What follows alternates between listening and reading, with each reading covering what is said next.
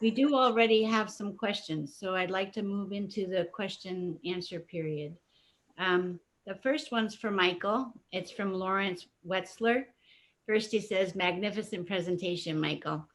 I'm interested in knowing how relationships so easily veil unconscious anguish, which needs to be grappled with. Thanks, Laurie. I'm really glad you asked me a short, easy question to begin. I'm not sure I can do justice to that in 2 minutes, but can you repeat the question for a moment, Megan, just so I can Sure. I'm focus interested. on it? Yeah, I'm interested knowing how relationships so easily veil unconscious anguish, which needs to be grappled with. Well, I guess you know this as well as I, Laurie. That's the story of being human, right? I mean, this is what we are, in spite of our illusions otherwise, I guess. Did you want to engage a bit with it and say some more? Okay. There you go, Larry, please. Very good. Okay, I was at a conference this morning where a man who had recently been divorced could not leave his children without having severe panic attacks. And in his analysis, ultimately, they realized that unlike Freud's notion whereby anguish comes from loss, this anguish came from not the loss of his children. He couldn't leave his children, and not the loss of his wife either, but from the jouissance and the danger of the drives that emerged in him, leading back to his own history and traumas he had undergone early on. So to think of the loss of the object, the loss of relationships as the cause of the upsurge of anxiety is a distraction from where a psychoanalysis needs to go in terms of the direction of the treatment.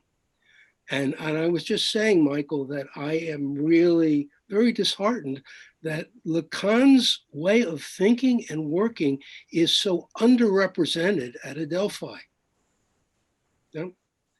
I mean, thanks for the clarification, Larry. That was very helpful. I mean, I agree with your last remark, of course, but I also think that when you look even at Winnicott's fear of breakdown, not to mention Lacan's après-coup, the notion that a lot of the things we experience were indeed things we earlier experienced but never fully experienced, and now they come back into the equation. So it's really important not to get misled by the immediacy of what appears to be the current trauma. I would put it that way. Yeah, I think Winnicott's contributions are incredible as well. Yeah. Yeah. Great. So the next question is for John. It's from Robin, and I apologize, Robin, if I pronounce your name incorrectly, your last name, Bajai. What writers are there today, other than Jung, that touch on the aspects of the numinous in the analytic community? Where do I begin? I, I think, I run with that community, and it saturates so many elements of Jungian thinking. The notion of individuation, the notion of what one gets out of an analytic treatment, what one is looking for out of life. Not only is it in the clinical realm, but it's in the humanities, in academia, in the arts-based research that's going on in neo-Jungian studies. It almost seems to me that the issue is inseparable from the post-Jungian, neo-Jungian canons. You might be interested just to peruse through the Rutledge website under the heading of analytical psychology. There's a whole program there, and it's a rich field. So I mean, you have some of the classic people like John Beebe and Andrew Samuels, that are, some very well-respected senior Jungians. And then you have a whole gamut of people up to, more people in religion and anthropology, in philosophy, who are writing on these things these days. John, the next question was actually to you too, and I think it might piggyback with what you've just said. Roberta Costanza wanted to know would like to hear more from John Mills about how to explore this further. So. Well, real briefly, I don't want to hog the whole time here, but I was just having a discussion with a Jungian named Scott Hill, and he wrote a book on Jung and psychedelics, and he talks about the history of psychedelic use that was, of course, at one time once legal. And we might see a resurgence of that now into today's contemporary culture, where people are looking to have these spiritual experiences under the influence of altered states of consciousness. So I, on the other hand, do not wish to experiment with that, but some people certainly do. And there's a whole literature in indigenous studies, in shamanic work that, of course, meditation and Eastern thought and practice is one thing, but there are just a rich fabric of ways of pursuing or seeking the numinous. But it's something that ultimately is, sacred and private. It is, it's relativized to you and what your process is. And it's not a step-by-step method or anything like that. It's really, how do you engage your psyche, your soul, and what do you need to accomplish for yourself? And so it's hard for me to get into really specific particulars, given we're all different. But hopefully this might pique your interest to think about this or explore this more. Thank you.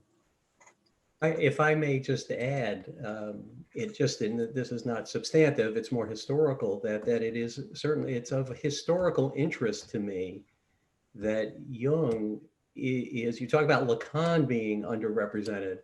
I think that Jung really is completely not only unrepresented, but probably unknown to most of mainstream psychoanalysis. I can't recall in my training ever being assigned a reading from Jung. I happened to be I minored in religion, and so had quite a bit of exposure to his work, but never as a psychologist. And yet and John can speak to this more directly, there are a huge number of Jungians out there. The organization is huge. So it's just interesting to me. I don't know the reasons for it, but. Yeah. We have a comment here. We have from Richard Schiffer, who says, overall, seems like every voyage of discovery is, at least in part, a voyage of self-discovery. Appreciate the humility of all the presenters. It's not easy being human. Thanks, Richard. I mean, in just listening, to these wonderful snippets, this is both a comment and then I just like to open it up for discussion. It sort of reaffirms for me the very different ways we understand the unconscious, but nevertheless the centrality of unconscious mental functioning, whether we formulate it in terms of what can be named, what can be said, what cannot be said, what can't be imagined, that in all these various ways, I think, the panel members are trying to come to grips with some important aspect of human experience that cuts across everyone on the one hand, but also I think is seen as critical to mental health and to emotional well-being. So it's more a comment, but I would be interested if anyone wants to sort of engage that a little bit. Well, I would say well said, very well said, Ron. I have to say, in this format, one of the problems is that there is somewhat of a recency effect. So I kind of, Amira's presentation and Larry's presentation is kind of like the early presentation. So we are left with a powerful presentation by John and by Michael, and powerful presentation. So I wish I could hear Larry and Amira again. I hear in someone said it, someone who commented the humility here. And to me, it's very refreshing, the humility, because I'm leaving myself out. And because I know most of you, we are all very involved and very thoughtful people and quite accomplished. So there is something refreshing in the humility, in the willingness to look at something with full awareness of how relative that understanding is and how much we're seeking that understanding. I guess I'm going back to my talk.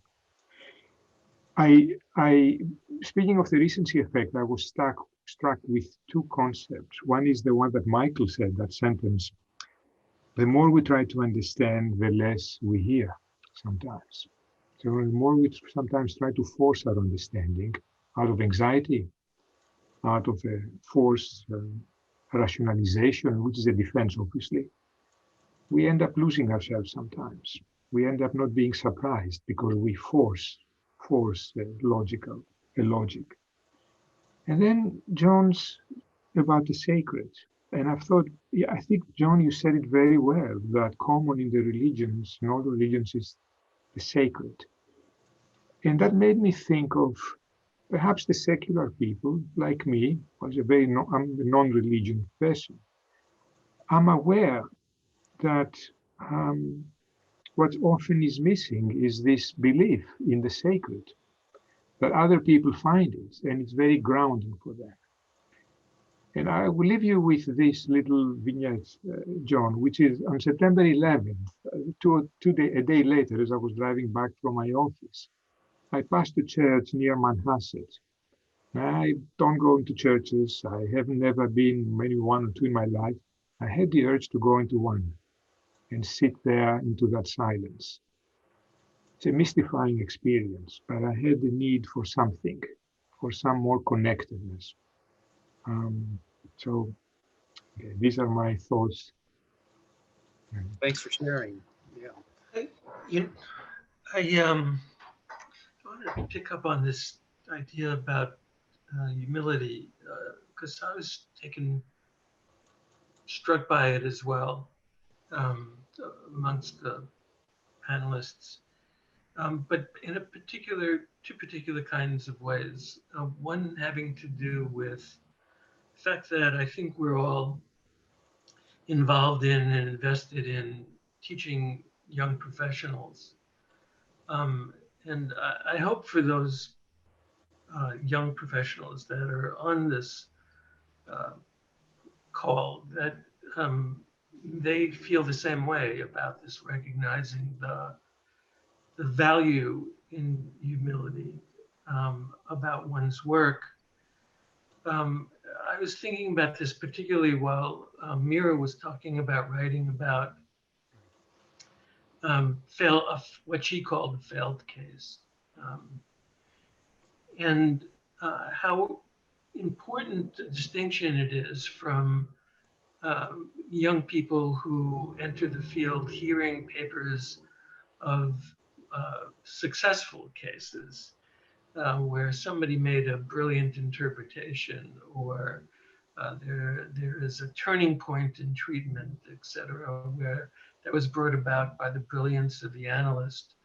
But I think all of us know that we sit there with what's been talked about on this panel as not knowing so much of the time. And the humility part of it has to do with being accepting of the fact that we don't know a good deal of the time. I was struck, I'll end with this. I was struck too by the fact that this panel was so much about trying to understand something, to find something out, to support something, etc., as opposed to trying to extinguish something. And I've mentioned it because there is, at a time in our country, maybe the world, but I'll say our country, of great polarization. There is this apparent polarization within the field as well, between the wish or the notion of treatment to be about doing away with something rather than discovering. But I would imagine that both processes are operative at the same time, and they must be dialectically, logically. If we're in a process of becoming, we can't ever fully know where we're going to end up, except for on a gurney. But it's the process, the journey that counts, right? Not the destination. And I think whether that be in analysis or whether that be in your own life, we're sitting with things that are both known and unknown, speakable yet unthought. This, to get back to Michael's point, this is what it means to be human, and what it means to suffer, pathos. To be human is to suffer. Larry, I have the thought to what you said. You said that often in psychology, nowadays in psychotherapy, often the emphasis is on doing away with something. And John points at the dialectic here. Yes. And the association I had is that doing away with something, in a way, often denies the something, denies the person who has the particular symptom and the particular history of that symptom and the particular psychological reality and the agony of that person. And it's important to engage that too.